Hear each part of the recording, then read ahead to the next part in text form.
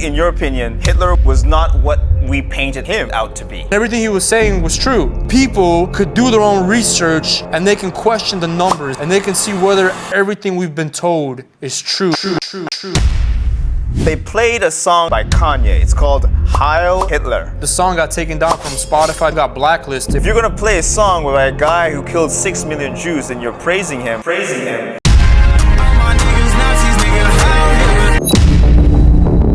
These constant tirades against Jewish people.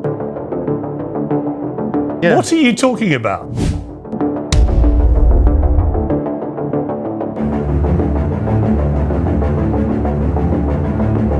And he played that song in the club. It's about him being misunderstood and about him speaking his mind freely. You're in the music industry, you're a rapper yourself. Could it be that they found that offensive?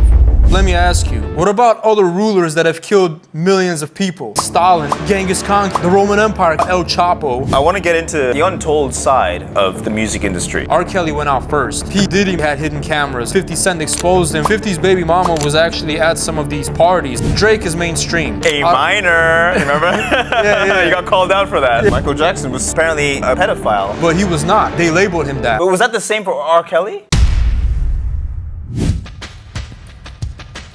Kick me, kike me, don't you black or right me. Kike is a very Jewish slur. Prodigy has always been woke, and he's always been sharing this. They practice witchcraft, pedophiles, rape little kids for energy, the satanic ritual, WTC. Epstein and his island, baby oil usage.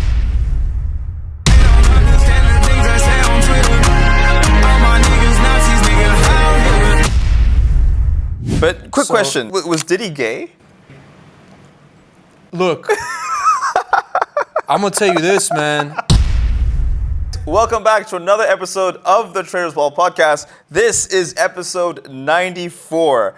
We feature entrepreneurs, investment experts, business leaders, and even fitness freaks on the show. I'm Adel, your host, and if you're new here, welcome. Today's guest is De La Trap, originally from Bulgaria, raised in Chicago, and now based in Miami. He's an American-Bulgarian rap artist, entrepreneur, and global traveler. He operates across music, nightlife, luxury lifestyle, and business. De La Trap, welcome to the show. Thank you for the great welcoming. I appreciate it. It's really a pleasure to be here. I love Dubai. I've been living in Miami for at least the last decade. I'm back and forth between Europe. The vibe here in Dubai is wonderful. Just like Miami, it's a lot of people with high vibes, high positive energy, without the alcohol and without the other substances. So we're about the business here. Let's get it. We actually met in a conference. I remember it was some business conference in somewhere in, I can't remember where it was, but it was a business conference where we met. I was covering it.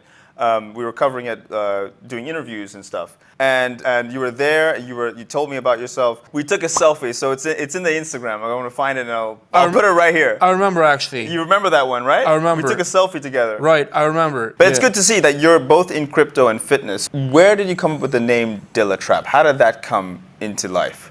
All right. So sometime around 2016, 2017, I started being more widely known as De La Trap. De La Trap sounds kind of Spanish, like De La Trap. Yeah. However, De La Trap actually originates from Bulgarian, where I'm originally from. Dewa means actions, and trap obviously is the trap. Now, the trap is not just a place where drugs are sold or where, there's prostitution, pimping, or illegal activities. The trap is the market. For example, if you're a trader, the trap is Forex for you. Or if you sell groceries, your grocery store is the trap. So the trap means actions of the trap as actions of you making moves, you making the markets, you hustling. But it's not just that, it's about making moves entirely in your life.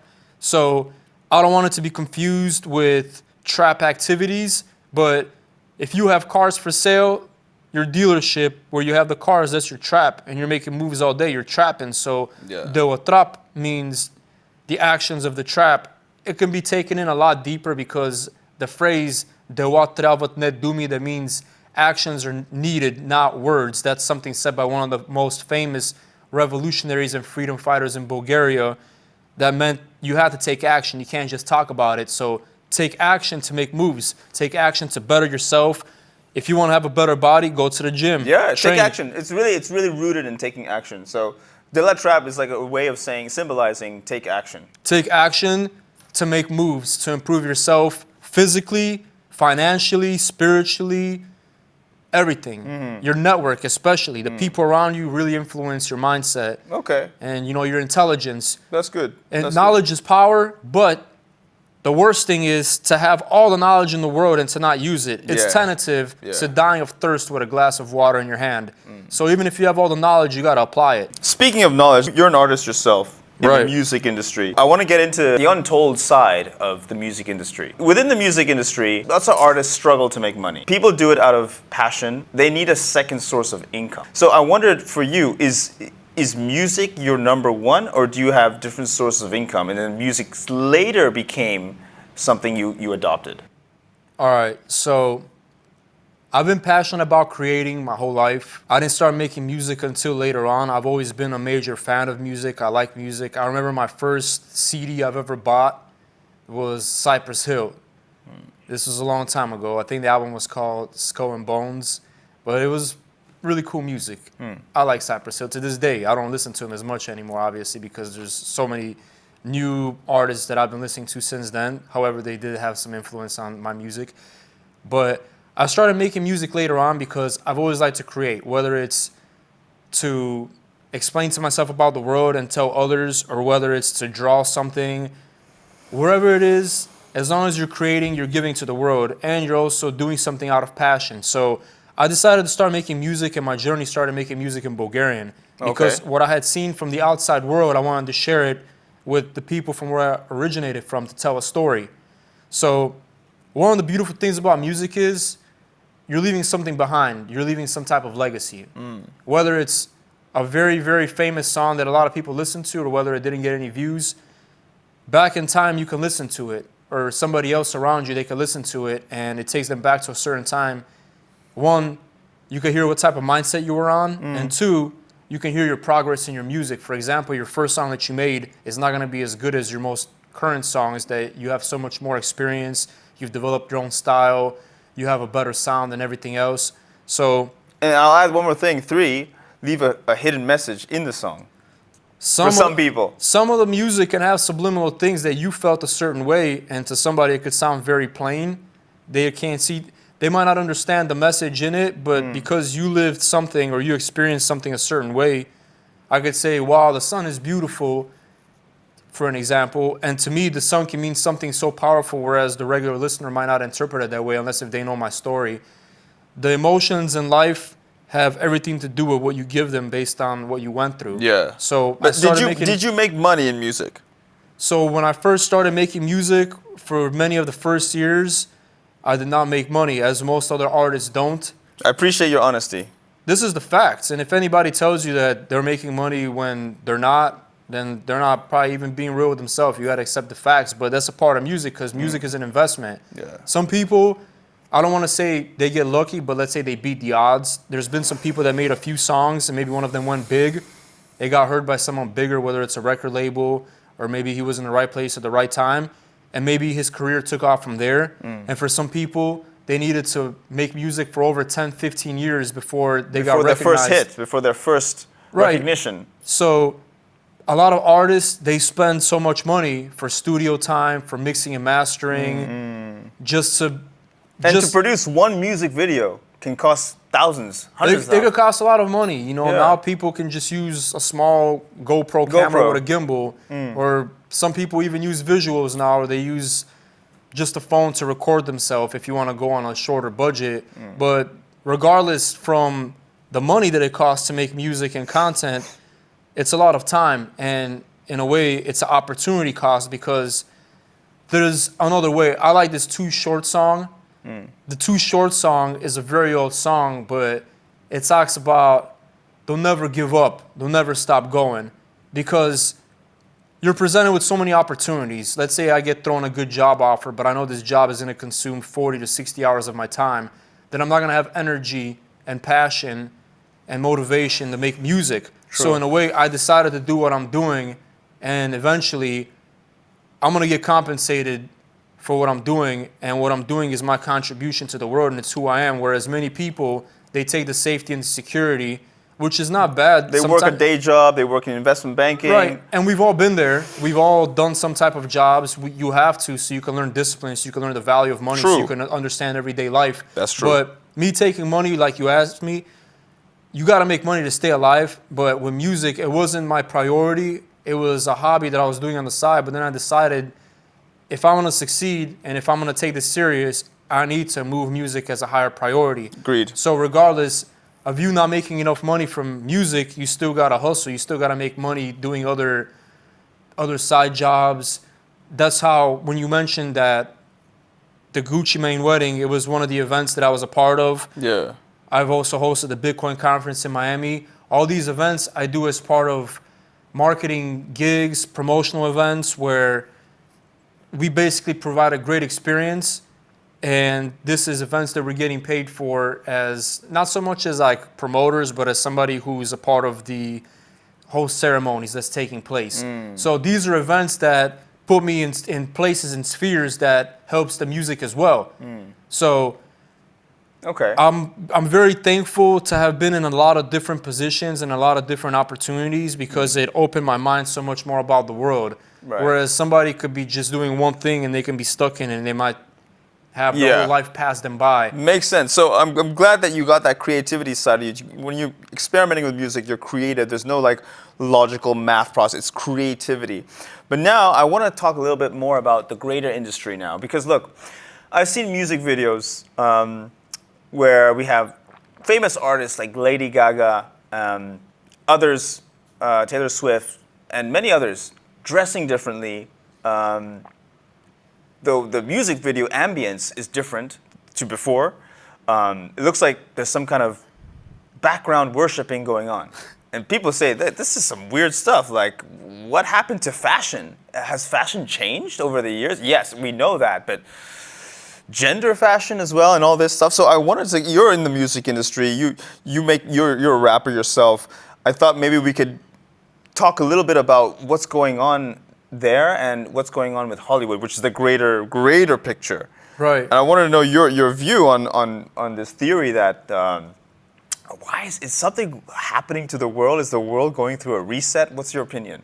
Well, I think there's always been some type of hidden message in most of the popular and very famous songs that you hear, the music videos behind them.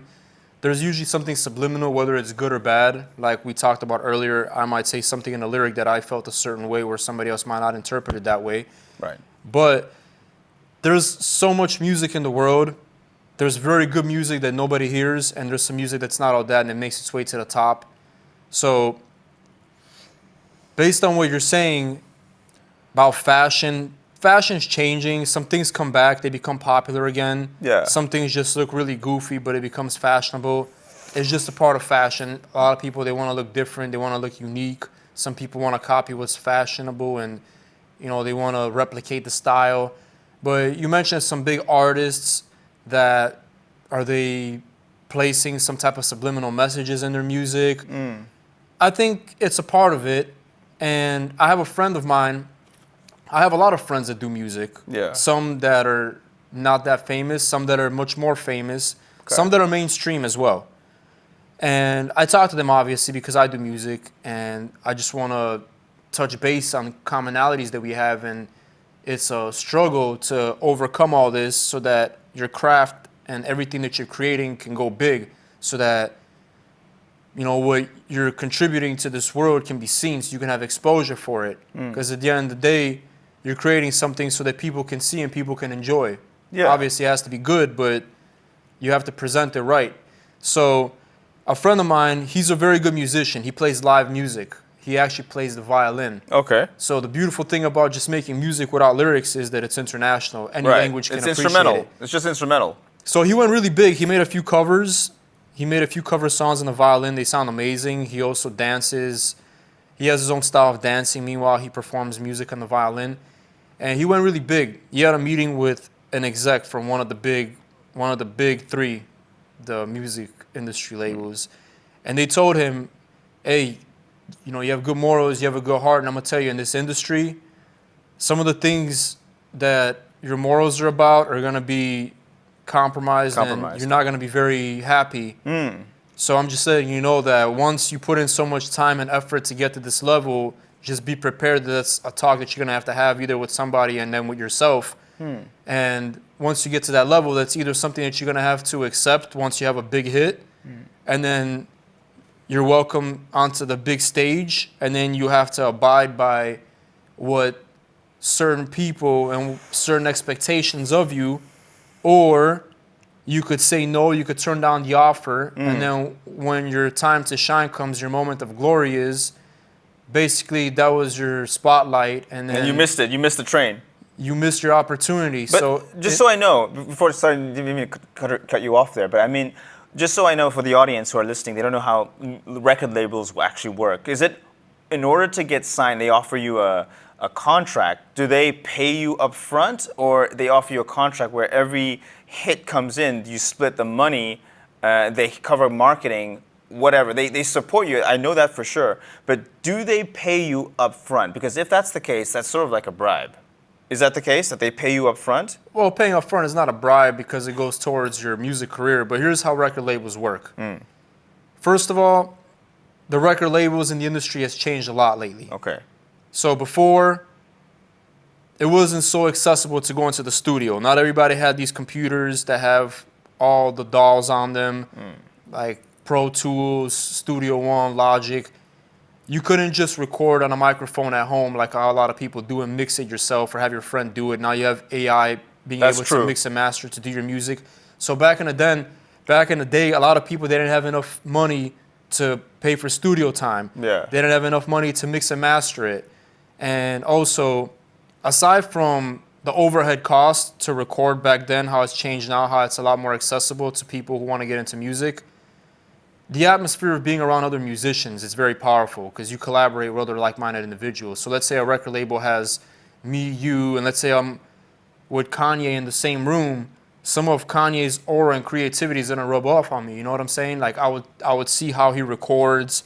I would see the way that his style of recording is, how close he stands to the mic, what his first take compared to his second take, his third take, how he does his ad-libs. Just for example, you're going to learn from a lot of experienced people because you're in this environment of you being in the studio by the record label.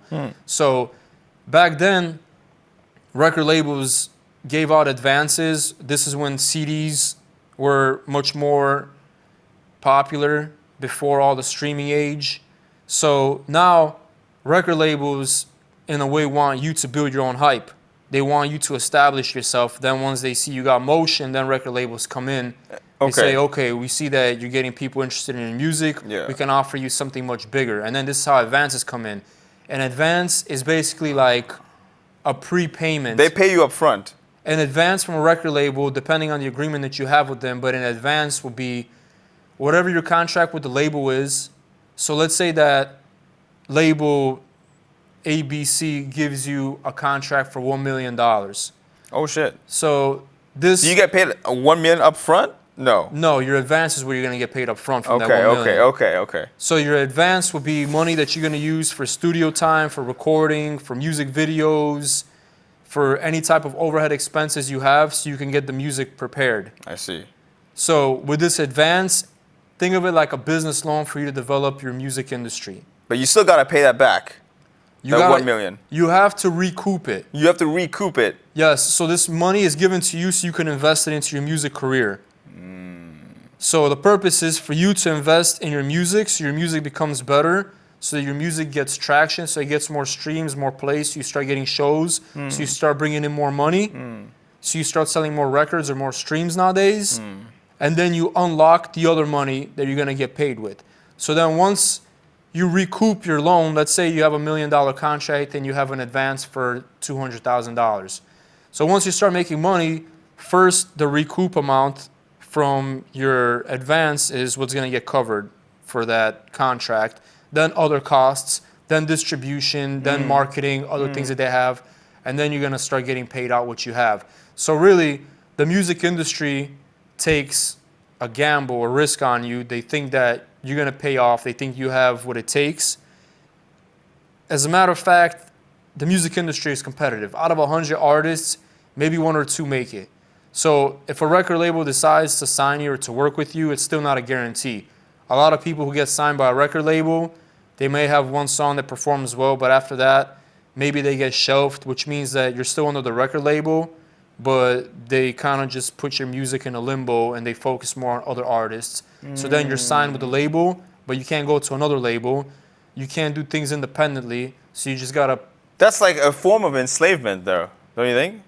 Some might call it that. Yeah. I mean, in general, you going to work to get paid is a form of enslavement, so... That's also true. However you look at it. Yeah. But yeah, sometimes it could be better, sometimes it could be worse, but the music industry is basically a business model that sees potential in you to partner and collaborate with them to bring them in more revenue, more sales.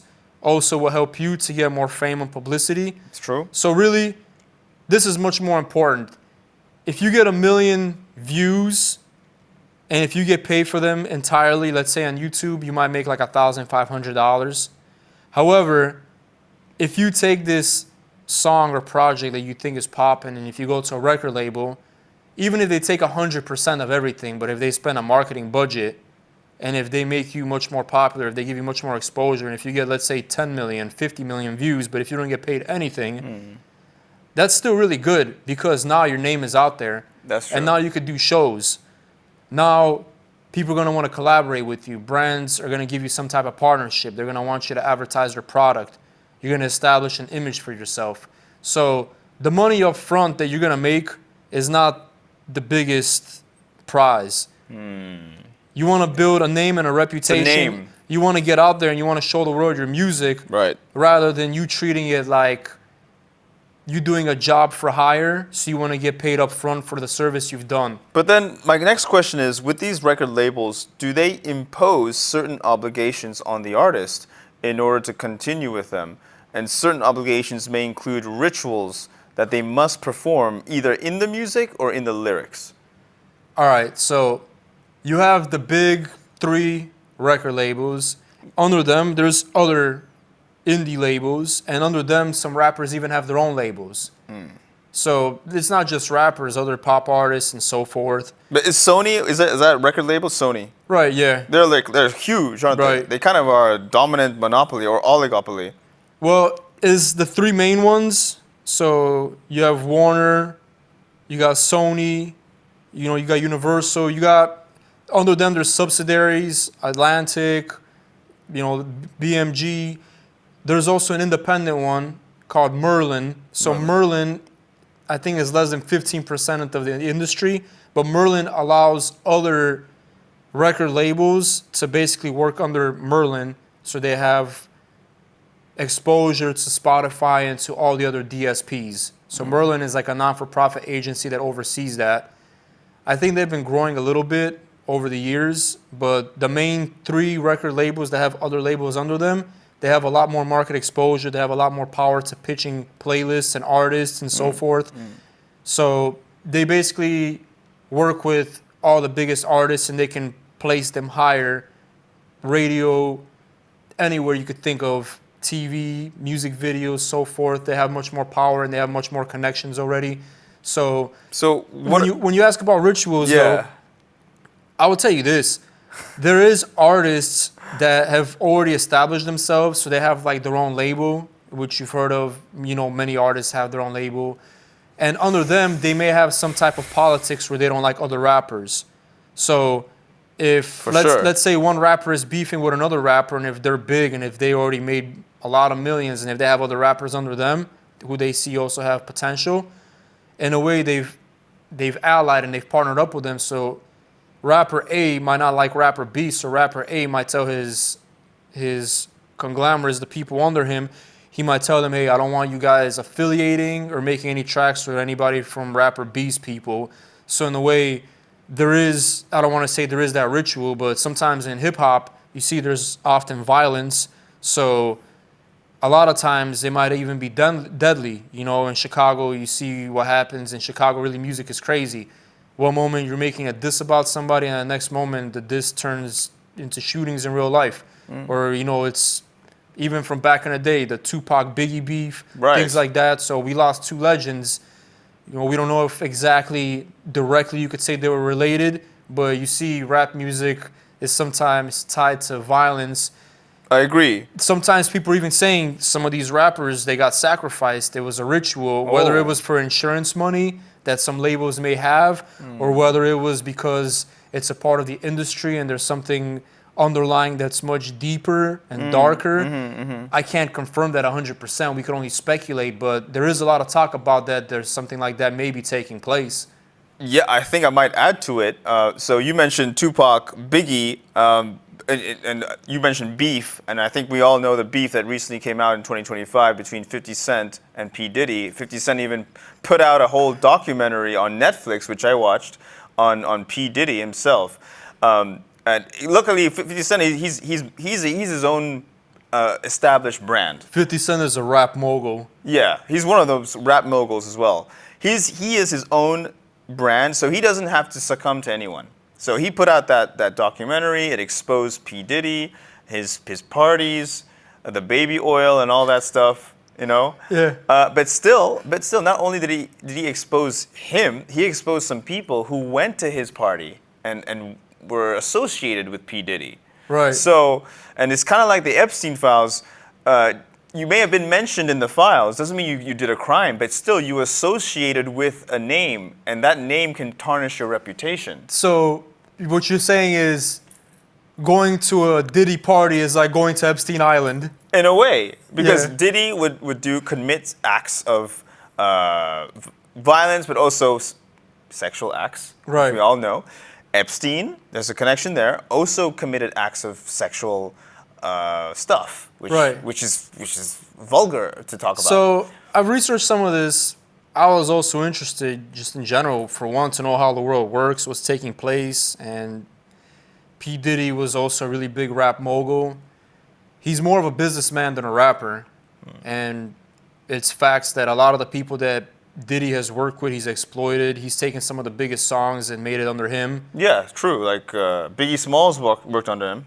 Biggie Smalls is one of them too. He has really big songs that are taken from other rappers, which basically he put his name on, or whether he owns the rights to them. So he's making a lot of money from other artists.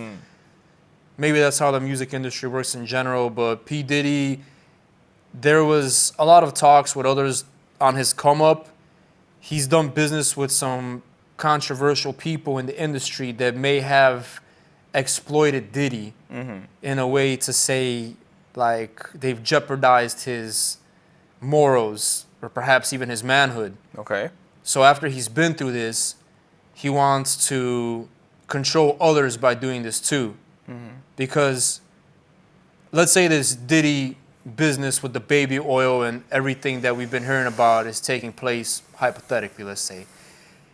In a way, you're not just taking advantage of somebody in a sexual way, you're also doing it in a dominance way. Yeah, because So- you're holding their cash. Not just holding their cash, you're also holding their soul and their morals. Because somebody might be really passionate about making music. Let's say you've heard maybe Justin Bieber may also be involved in this. Justin Bieber. There's a lot of Yes, people yes, talking yes, that yes. Justin Bieber came in innocent and that maybe he was a part of something he didn't want to be a part Yeah, of. yeah. I mean, his last album looked like he had an awakening, enlightenment experience that he So dropped. I'm sure there's a lot of people down the line that have had an encounter with Diddy, whatever it was.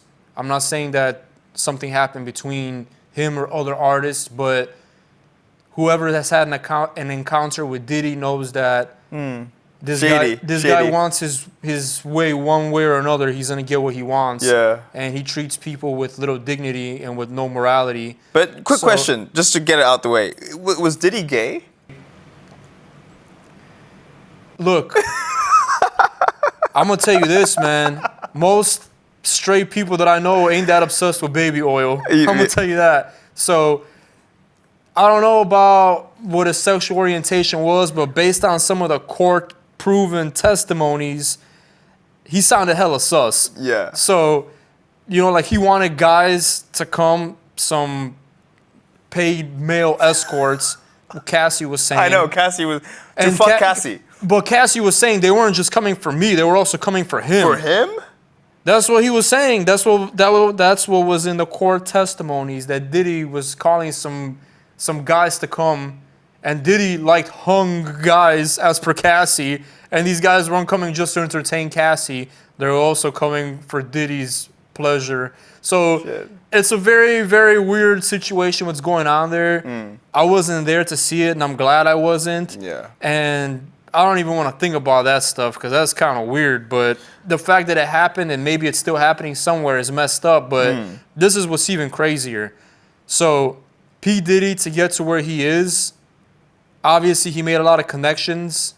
And he made these connections with some really big people that were outside of the music industry. So I guess the way that he moves and the way that he operates is in common, and it falls in line with the belief of some of the bigger people that he had something in common with. Similar to Epstein and his island, people that went there, they could deny that they didn't know what was taking place there, but they were subject to it. So whoever Diddy made ties with, and before he got exposed and people wanted to turn their back on him, they did have some type of knowledge and some type of affiliation with what he was doing. What he was doing, but they just turned a blind eye and just like said, look. So basically, the way that P. Diddy went down is very similar to what they seen in the Epstein Island. They said that in the mansions and the properties that P. Diddy had, in all the rooms, he had hidden cameras and microphones to record people, to get blackmail, to get conversations, to get some freaky videos of all the baby oil usage. So in a way, this isn't just for him to watch later for pleasure. This is also to use it as leverage on people. Blackmail. Blackmail, exactly. Whether he's using this to make them do something, whether he's using this to make them not get out of a contract, or whatever the case is. This is Playbook politics that also happened in Epstein Island. So Diddy wasn't on a level as big as Epstein. And he wasn't as protected, but look at who went down first. I like R. Kelly's music. R. Kelly has an amazing voice. He came from Chicago. Yes. R. Kelly is actually not the best reader. From what I know, R. Kelly cannot read that well, but regardless, he can remember the music and he can sing it better than almost anybody has ever sung it. R. Kelly went out first. After R. Kelly, I guess they made an example out of him. Then P. Diddy went out. So after that, a much, much bigger person, Epstein, who did not achieve all these private jets and islands on his own. He's just one of the fall guys. That's somebody much bigger, maybe an entity, maybe people are behind him. But same thing with Diddy. I feel like whoever was in charge of Epstein to compromise all these politicians was also somewhat indirectly in charge of P. Diddy it's all connected. To control the music industry in Hollywood. 100%. So P. Diddy was very influential, both in New York. He was influential in Hollywood. He had so much investments like Ciroc, Bad Boy Records. He had Sean John was like such cool brand back in the day. This guy was probably worth almost $1 billion. And then after that, he also played in movies.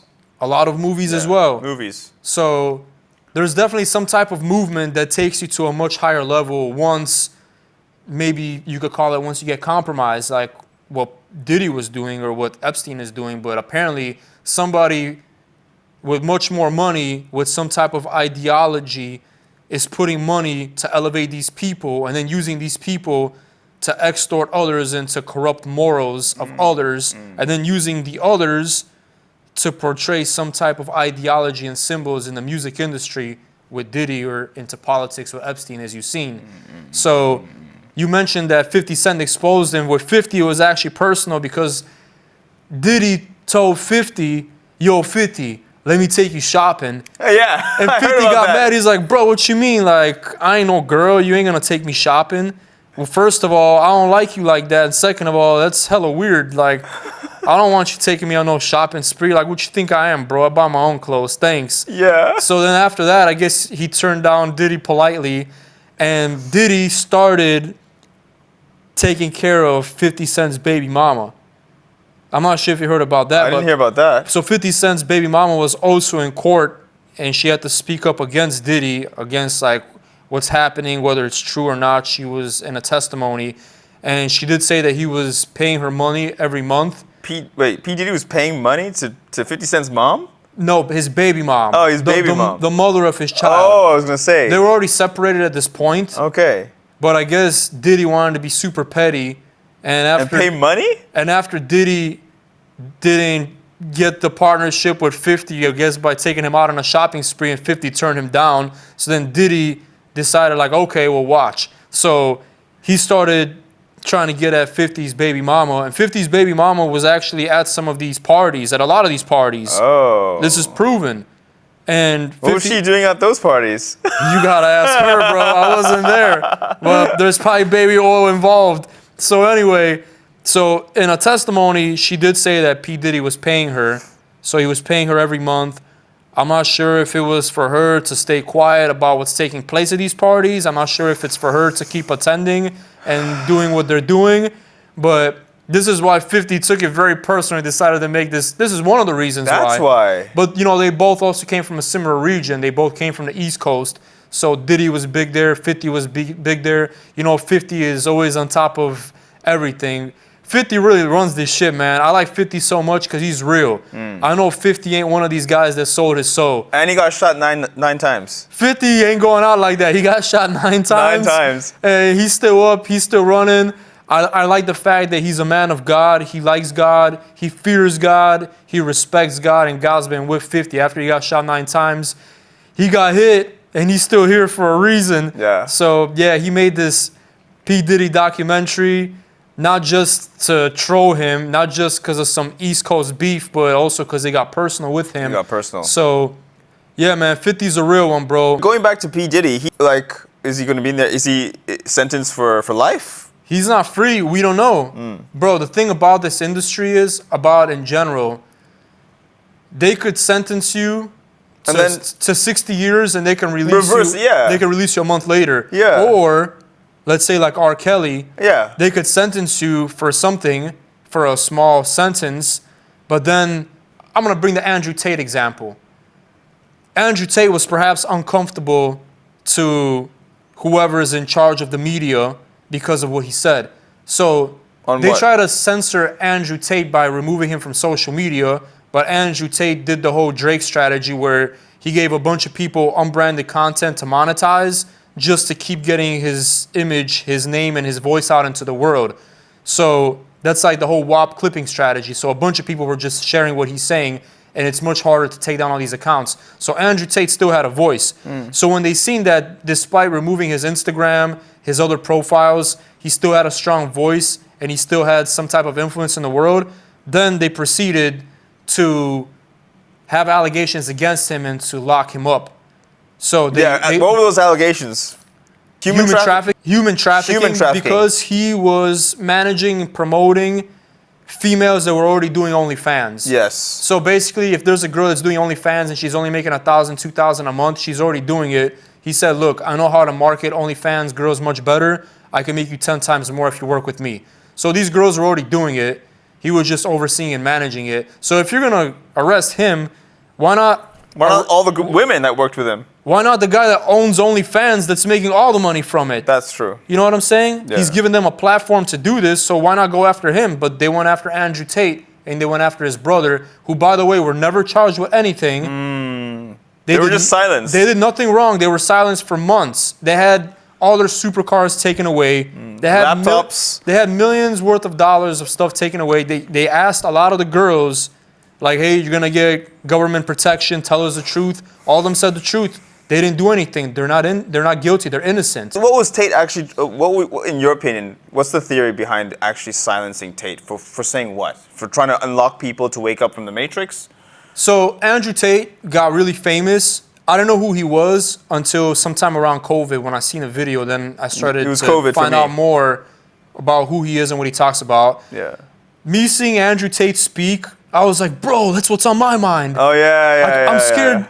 I'm scared to share this with other people because they say I'm stupid or I'm weird, but Andrew Tate is saying the exact stuff that's on my mind. And there's other people like this too, I bet, that society has told us this is toxic masculinity, don't talk about this. I'm not saying about everything, but everything that he says has some type of point. And you got to speak your mind. You got to have freedom to speak because some of the things that are on your mind, other people may have on their mind too. And you got to be free to speak all this stuff. And if the media tries to silence you, it means there's some type of narrative. So one thing that's very true is that with money the society, everything taking place, the global powers, maybe the International Monetary Fund, maybe whoever is behind the money in the world, by them increasing inflation and making it harder for people by making us more poor, that makes people more reliant on money. On money, the system. So money will be much easier to corrupt you. So True. if you're broke and if somebody offers you a lot of money to do something that goes against your morals, you're more willing to do it. So all Andrew Tate was preaching was this ideology that you got to escape the matrix, but Yes. you need money, so you got to get money, but you got to know what's going on in the world. Agreed. So by him saying this and by him having a big voice and by him becoming controversial, a lot of people were starting to wake up that they were seeing what's really going on in the world. They were seeing that there's hidden agendas there, and they were seeing that money is made up.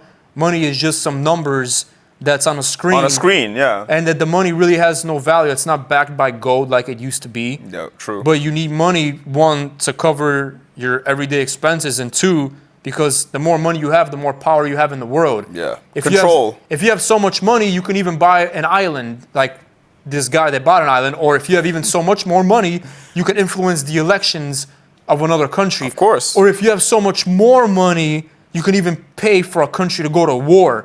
You know, so in a way, money really controls everything. Everything. They say money is the root of all evil.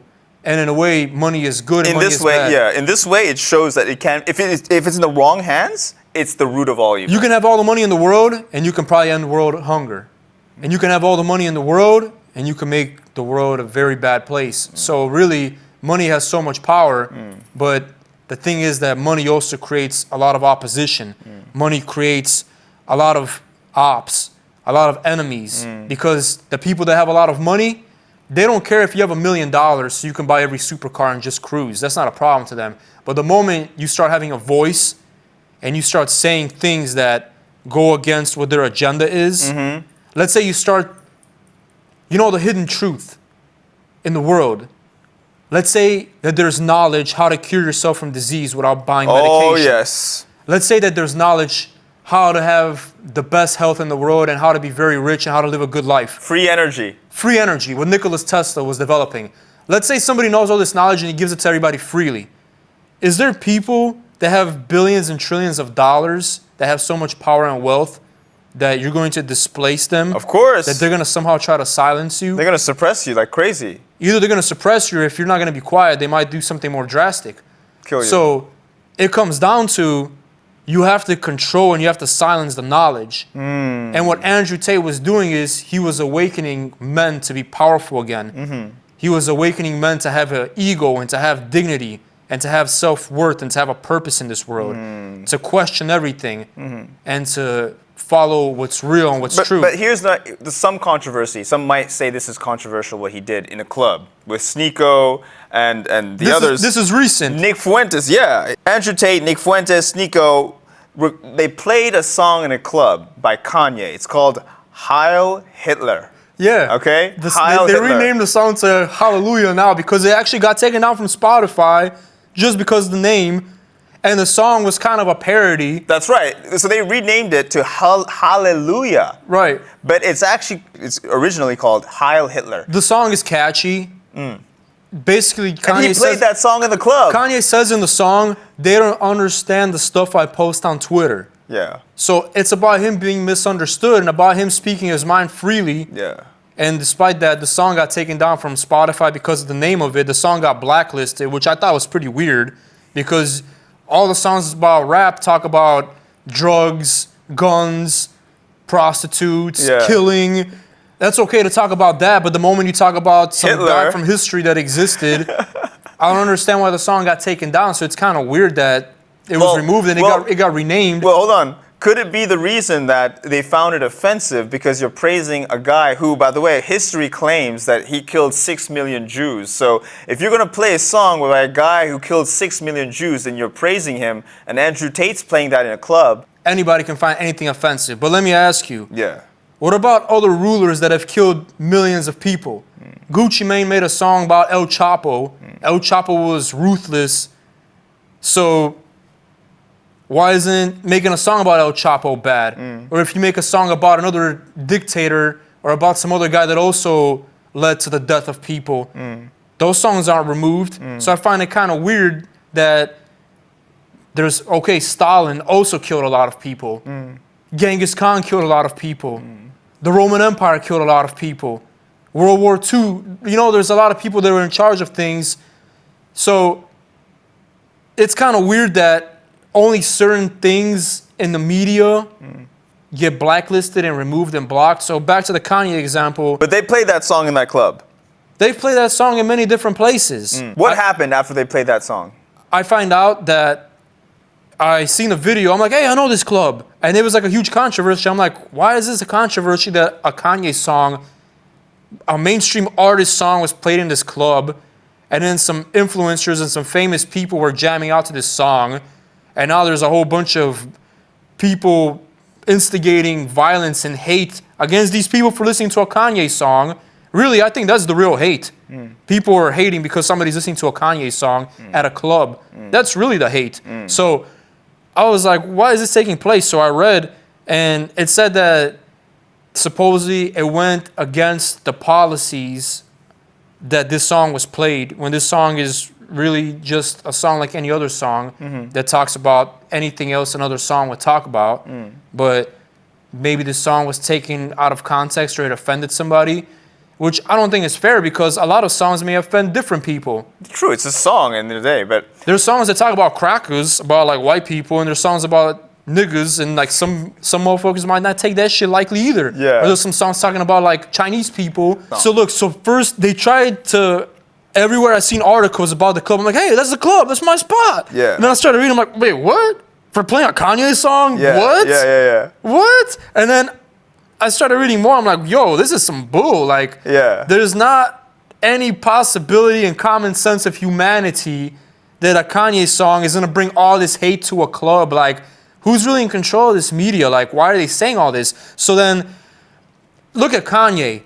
Take Kanye, for example. He's the guy that made the song. So before he made the song, he also got demonetized He did. for making some certain remarks About slavery, About slavery. Yep. He started saying some stuff about slavery. being a choice. He started, yeah, right. First he said slavery was a choice because some people are still slaves, and they're not slaves to where you're on a plantation, but you're slaves to you wanting fame, so you're willing to do things that the fame requires you to do. Or if you want money, there's certain ways that you can get easy money, but you become a slave to the money. So in a way to be free, you have to be free of those things. So Kanye started talking about controversial things like that first, but people really didn't understand. He was using some direct Subliminal messaging. subliminal comparisons. And then later on, he started criticizing who controls Hollywood, the whole narrative of it. And this is what made Kanye lose partnerships with Adidas, for example. And I think it's super hypocritical of Adidas because the Yeezy brand was possibly one of the most notorious and one of the most high-value assets of Adidas. So Adidas wanted to drop Kanye when Kanye in reality brought up the value and the image of Adidas. So Kanye is Yeezy, yay. No matter what, Adidas can't take that from him, even if they own rights or whatever. So I thought that was super hypocritical that all these companies and all these partnerships starting dropping Kanye, the media try to make him look crazy. But if you listen to Kanye, he's not crazy at all. But they say he's bipolar. He got a book that even reads like it's bipolar. Well, look. But it's okay. It's okay. Look, can you be happy 100% of the time of your life? No, you cannot. No. You have times when you're happy and you have times when you're sad. You have times when you're excited, times when you're bored. Yeah. So bipolar is an extreme example, but maybe he is bipolar. However he declares himself, however he titles himself, that's cool. But what I'm saying is you have freedom of speech, especially in America. Yeah. So if you could talk about guns, drugs, the ghettos, the projects, killing, if you could talk about everything going on in the world. But you can't talk about Hitler. There's something going on there. Right. So that tells you that there is not freedom of speech for all, and there's not freedom of speech for everything. So there is some type of agenda, whether it's in the music business or in Hollywood, because from what a lot of people up top in the music industry say, they actually like the music talking about violence because that keeps the private prison system in America strong. Because if people are talking about violence, crimes, and killings, young people hear this and they see this as a way of life and they go out on the streets and they do it. And then they're faced with the legal system. You got to pay lawyers. Oh yeah. You know, you got to pay for judges to All kinds of costs. all type of repercussions to get yourself out of trouble. And in a way, what you put into the music is what you put into the kids' ears and what you put into people's minds, and Yeah. you paint a certain narrative. Like Eminem wanting to kill his wife, ex-wife, Kim, right? Right. You So heard that song. Eminem had putting 9-inch nails through somebody's eyelids. Like all this stuff was about violence. This was, hi, kids. Hi, my name is who? I know. My name is what? I That's know. how he came up. Yeah. So a lot of the music has these type of messages in it. But they're just songs. They're just songs. They're just songs, but I know some people read them differently. Like, but while we're talking about music, and we talk Kanye, we talk R. Kelly a little bit, Eminem, there's still a legend that we haven't spoken about, Prodigy. Prodigy, like Prodigy. smack my bitch up, like the house music Prodigy. Not the house music, the rapper. All right, I wanted you to be clear, man. Look, M.O.B., the infamous mob. Yes. So Havoc and Prodigy, two rappers from the 90s. These guys are actually from the Tupac era. Right. They've been around for forever, bro. Right. They're legends. Yes. Obviously, there's newer artists, and everything that's trending now is trending for like a day or two or like a week maybe.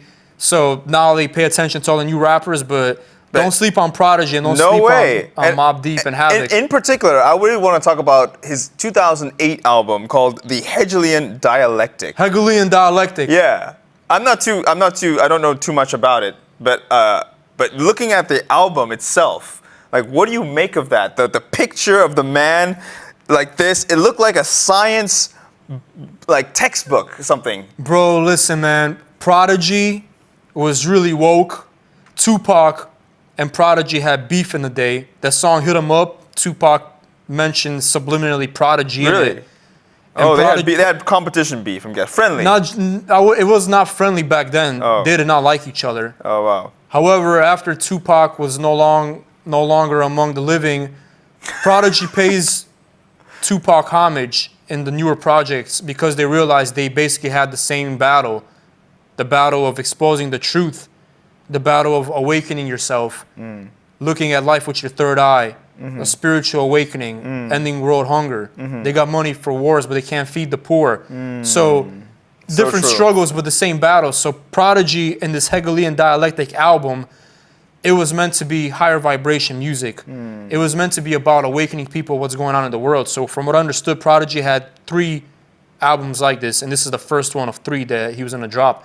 So Hegelian Dialectic, the cover itself is very, very, very subliminal of the tyranny taking place in the world. That's crazy. You see the Da Vinci person, but Yeah. pay attention to what he's holding in his hands. I'll let you look at it and you make your own assessment.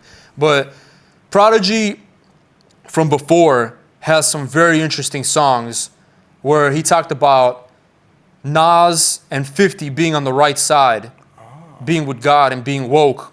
But he talked about Jay-Z chose to ride with the other side. But you saw him in Epstein. So you make your own assumption, but Prodigy did not become mainstream, I suspect, because of some of the knowledge and some of the facts that he was speaking.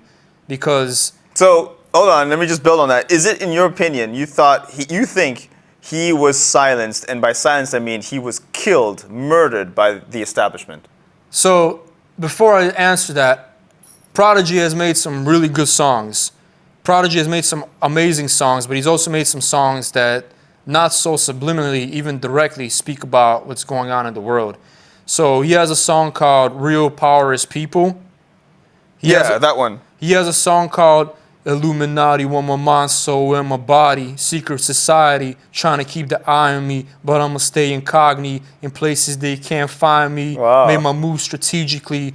I think the song is called Illuminati. So Prodigy has always been woke, and he's always been sharing this. That's crazy. And the last thing that those in power want is to be fully exposed like that, so people open their eye and so they see that they're trying to manipulate us and they're trying to shape our mentality a certain way. So Prodigy has always been one of the woke ones that says a lot of the things that other rappers may not be interested to say or that don't have the courage to say. To say it. Drake is mainstream.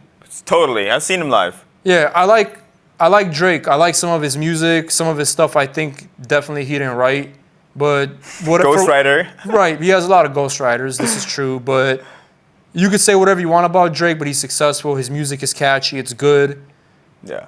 He has certain things he talks about and certain things he would never rap about. Apparently, he's a pedophile. A minor. Remember? Yeah. You got called out for that. Yeah. The whole Kendrick Lamar thing. Kendrick Lamar. Yes, they had the beef going on too. But Yeah. what I'm saying is, if a mainstream rapper that's so big started speaking out certain things that are regulated, like what Kanye did, rapping about things like what Prodigy did to awaken people about what's going on in the world. If some of the mainstream artists or actors start doing this, they start getting demonized. First, media is going to turn against you and make a fake narrative, like Michael Jackson, for example. That's true. Michael Jackson was apparently a pedophile, right? But he was not. But he was not. They labeled him that. But was that the same for R. Kelly? We may never know. But I'll tell you what, there's people that are much worse than R. Kelly, and they have not been... They got away with it. They have not been demonized like R. Kelly was. They haven't received the full justice system. So, who do you think had more baby oil, Diddy or R. Kelly? So R. Kelly was like an example. They took this guy down. They said, hey, man, you guys better not get in line because what happened to R. Kelly can happen to any of you guys. And you guys, yeah. So then they got the Diddy guy. And then after that, they got the Epstein guy. Wow. Maybe there's somebody much bigger than Epstein. You know? So in a way, by them taking these people out, it shows you that anybody can get it. And you guys better stay in line because now that we got these guys. So hold on.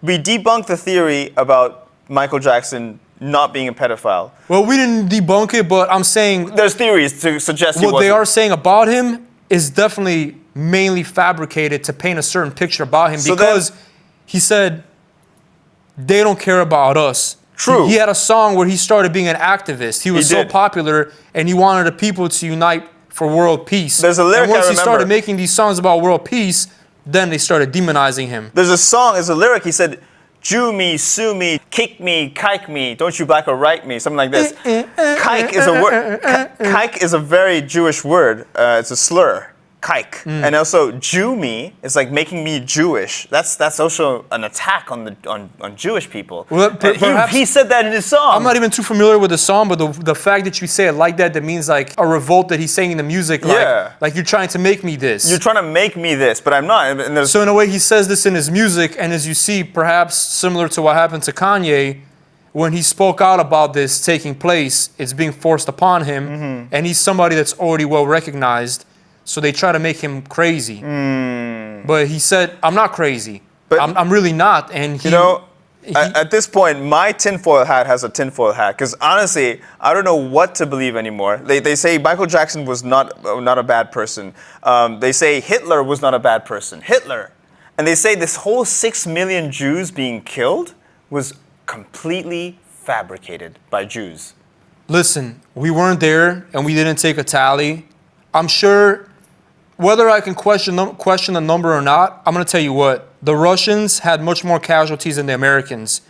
Much more Russians were killed than 6 million. Much more allies together were killed than 6 million. So the fact that all these people perished fighting for the freedom of the world, why isn't there certain protection for the Russians that gave their life for this? Why isn't there certain respect and honor given for all the people in D-Day?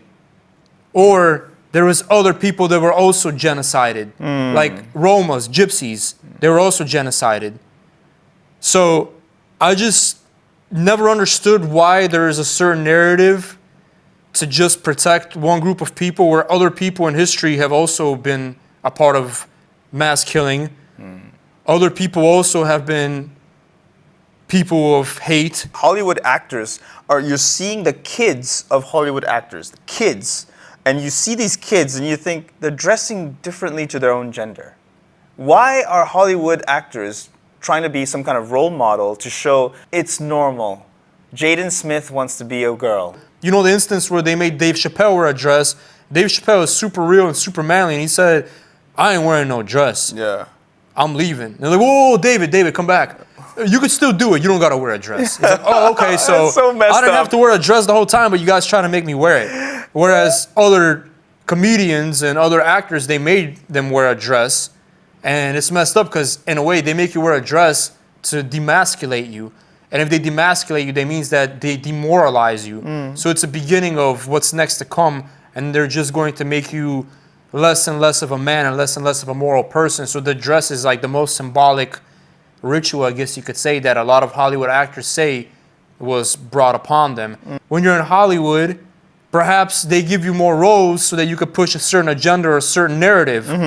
Otherwise, the sponsorship They stop. They and stop you stop sponsoring getting you. movie roles and so forth. And then if you even want to expose it, perhaps they go the extra mile to call you crazy, to demonize you, or Demonetize worse. you. Yeah, so it's And then don't forget scandals like Weinstein, who the whole Me Too movement, which I believe came out in 2018, who would coerce women to do sexual acts.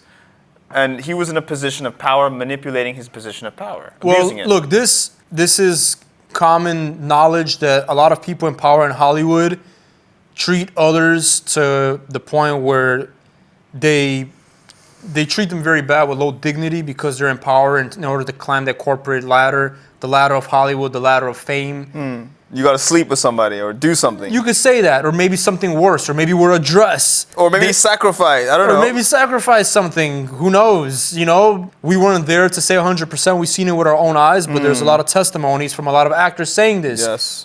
But like you said, the Harvey guy, based on his faith or based on his ethnic background or whatever, it's facts that a certain ethnic background controls 90% of Hollywood more.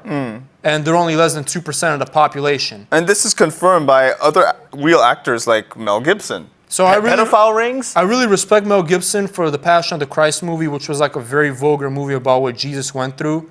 And he actually had to sponsor and finance this movie on his own. On his own. Because the way that he wanted to depict it was how it was depicted, whereas other people in Hollywood wanted to bend it in their own establishment way. In a way that would not really coincide with the truth. As many other movies in Hollywood, I'm sure, wanted to share certain things that they were redacted. Exactly. So Mel Gibson said, "No, I want to tell it how it is, Yeah. and I don't want anybody else interfering with the truth." So Mel Gibson has always been a real one, and I respect him for standing up against much of the other establishment that pushes a different narrative. But like you said, I don't think that it's by chance that such a big percentage of the people behind Hollywood and behind what's being pushed on media are only 2% of the population, yet they control so much of the media and so much of the news. And you got to remember, this is very important because this is what people interpret. This is programming. What you see on TV, like if you watch a movie or if you watch a show as a kid, this is who you look up to, and the subliminal messages and everything is what programs you. They look up to you like this. They look up to role models. So all that programs you subconsciously. The news shows you what's going on around the world, and you can say, today a person tripped and fell. And somebody could say it much differently, like, today this person of this color fell on top of this and it was horrible. Or they could say, this person deserved to fall. So the news always has an emotional element attached to an instance. They frame it, yeah. So you got to remember, all these news networks, if you see one news headline coming out on one news network, on 100 others, it's going to come up almost word for word or very slightly paraphrased. So in a way, it's some type of programming. And the fact that this is monopolized, you could say now, and the fact that there's not freedom of press and freedom of media, whether it's bought out or whether there's a barrier of entry, means that you don't have freedom of information. And it also means that there is probably certain things that cannot be spoken about if you want to still have some type of highlight or if you want to be monetized in this industry. And as you see nowadays, it's not even in the media. It's not even in the music. Now it's even in social media. Now in social media, if you say something that may go against the guidelines of certain platforms, you may not just get demonetized for something that you've been building for years. No. You can have millions of followers, and what you say might not even be violent, and you can get removed. Account removed. Whereas some other channels might have nudity. Some girls might be out here flashing the whole world. That's not a problem. Some girls are barely 18 showing their body half naked. That's not a problem. But if somebody says something that goes against a certain narrative, they may not even demonetize you, but they might entirely ban you or remove you from social media. I'm surprised Mel Gibson's still alive. I'm also surprised Jim Carrey, but then this is now the controversy that comes with Jim Carrey and his recent... Jim Carrey is the man, bro. Dumb and Dumber, Ace Ventura... Truman Show. Bro, in Living Color, all these shows, Jim Carrey is like one of my favorite characters. And in one of his acceptance speeches of accepting the Golden Globe, second time, he said, I think it was the second time or first, I can't remember, but he accepted, in his acceptance speech, he says, great nations don't kidnap children. Yeah. Fast forward to 2026, in his recent award receiving of the Caesar Awards in France, I don't even recognize him anymore. That's not Jim Carrey. Bro, some people are saying he may have gotten Botox and to do it as a publicity stunt, but... That looks like a clone to me, like they cloned Biden. Yeah. What's your theory? Bro, based on perception, he looks very different. Now, I never met Jim Carrey in person before, and I haven't spoken to him now to, get a feel for him to see, like, yeah, bro, is he really you? Yeah. I didn't really get a chance to make that assessment in person, but I am going to say there's some very weird stuff going on with body doubles, with clones. People are not what they seem anymore. Nowadays, they have all this AI, robotics. You see these masks and makeup, especially for a lot Charlie of filming. Kirk? Bro, that's another thing. Bro, who knows? Who knows? A lot of things don't make sense anymore. We have to wrap up because I'm just checking the time. I'm like, wow. But just before we do you think, in your opinion, Delatrap, you've been around long, you've seen music, you've been in the industry, do you think there is some controlling elite that has something to do with religion that's controlling the narrative? I mean, look, in Bulgaria, it's mainly Christian. People there celebrate more holidays that are Christian. The point I'm making is there's only a few, I think, in my opinion, there's only one religion I know of that sort of legalizes that it's okay to violate a girl if they're 9 years old. Or, for example, it's okay to change genders. What religion is that? That's why I'm just wondering. Harvey Weinstein, Epstein, and perhaps worshipping Brawl. I don't know if this could be a separate religion, separate to what we have been taught in I'm going to schools. tell you this. This is a fact. The devil is working overtime at all times. And you could take really good people, all faiths, whether it's Christian, Muslim, Hindu, whatever.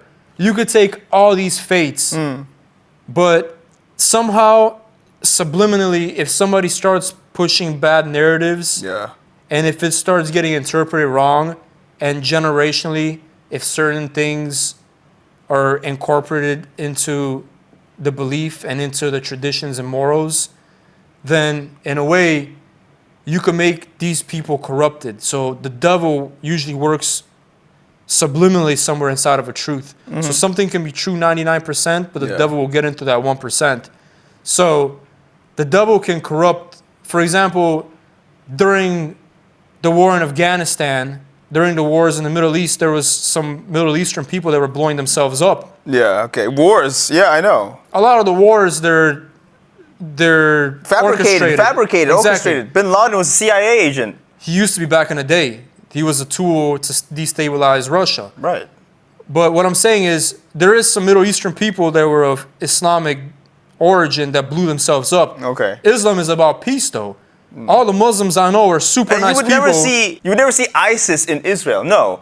Europe, sure. America, sure. UK, but in Israel, you would see ISIS? Never. I found that kind of odd because the Arabic countries have been beefing with that country, and yet they never did anything to them, but yet they were killing their own people, which I see what you mean. I found kind of weird that, they only attacked their own people, which is kind of weird. Perhaps if you go down that rabbit hole, you would see that there's money coming in that's sponsoring all these terror groups around the world, not just the Middle Eastern ones. And where's the money coming from?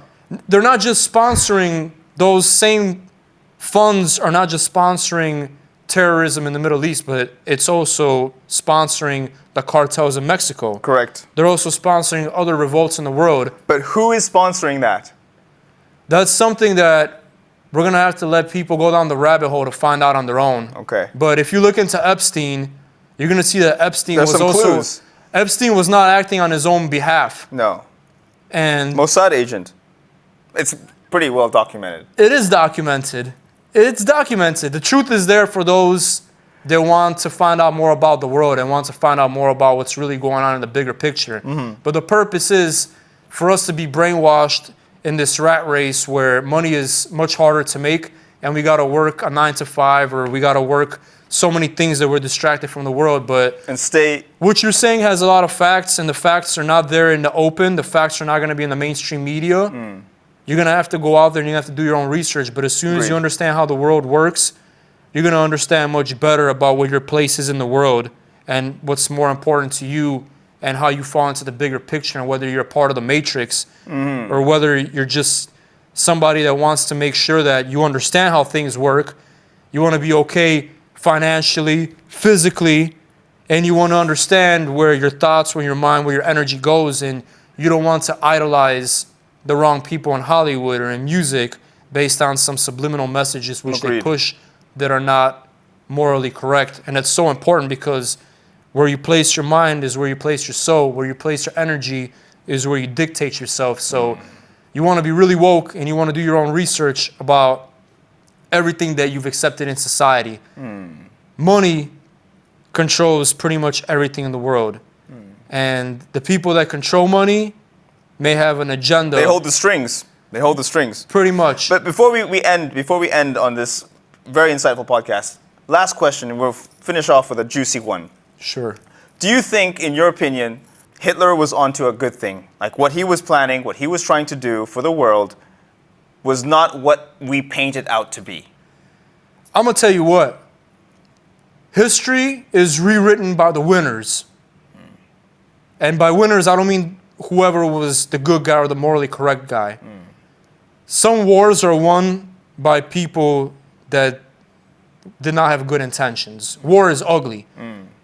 War is bad. People get killed. People women get killed. raped. Innocent people get killed, yes. Mainly innocent people get killed because Mainly. they're defenseless. Kids die. Correct. War is ugly. War is bad. Yes. And Hitler, for the main part, we recognize as someone who was evil, but he didn't come to power as being an evil guy. He had a lot of speeches. He worked his way up. Now AI actually has translations of these speeches. And all he was saying in these speeches is actually that we are our own people and our governments and our media should not be infiltrated by outside people that are trying to control us and manipulate us. And who see us as cattle. Our banking industry, our media, our government positions should be fairly owned by our own people. They should not be infiltrated, which is kind of what's going on in America right now. But he was saying all this, and everything he was saying was true. So in a way, Heil Hitler in the end. Heil Hitler. So in a way, these speeches got censored, and nowadays, to this day, Yeah. they're marketing as sensitive content, where in these speeches, he never says anything about hate. He never says anything about eliminating people. He never says anything about a superior race or anything like that. All he says is, in order for us to be a free people, we have to have freedom of the media, we have to have freedom of the banks, and we have to have freedom of politics. And these speeches are currently being censored and blocked, which makes you question, are they suppressing the truth about history? And Holocaust. There you That's go. a whole other topic. That's a whole other topic. We'll have to leave it there. That's a whole other topic, but these are very good questions that perhaps maybe we can't answer here, Right. but people could do their own research and they can question the numbers, they can question the circumstances, and they can see whether everything we've been told is true. I also want to ask, I'm going to slip one last thing. What killed more people, Hitler's so-called Holocaust or McDonald's? If you know that rabbit hole as well. Bro, That's another one. millions and millions served every day of McDonald's. How healthy Our is the favorite food? ingredient, our people. We'll leave it there, but Delatrap. Hey man, the rabbit hole is too deep, It's bro. too deep. We're gonna need not shovels, but some bulldozers to dig. We can't say everything in this one show, Hey. but I do want to thank you for coming out, speaking out today. You've been in the music industry. That's why I wanted to expose some of the dark sides of Hollywood, Yeah. of the music industry in Yeah. general, and some awakening that people like Prodigy, Kanye West, who have been demonetized, Justin Bieber, may have been onto something, including Hitler.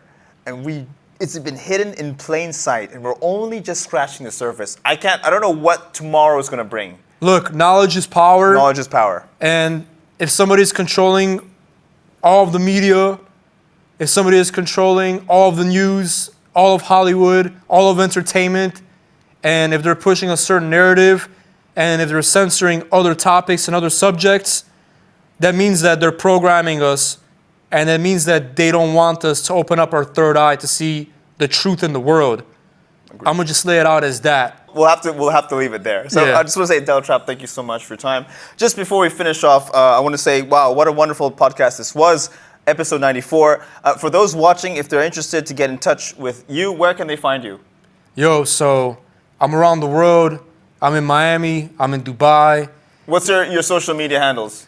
Delatrap, Delatrap. You see it on the hat, baby. You Right see it here? everywhere. We Right got here? the clothing.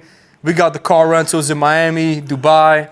So right now, we're in Dubai with my boy Adel, real G. I'm so thankful and grateful to be here to talk about some true stuff with limitations, though. If you want the unlimited info, you're going to have to do a little bit of your own homework because nobody can just pour knowledge into your brain. You got to go do the heavy lifting yourself. We can just open the door for you. Open the doors. But you got to step foot into the door and do the walking That's onto the right. Great Awakening. That's right. So thank you so much. Thank you so much for watching. Hope you found this insightful. We'll leave the links, all the links in the description so you can check out Delatrap's profile. Thank you again. I'm Adel, the host. As always, I'll see you next time. Cheers. See you guys. Peace Have a and great love. day.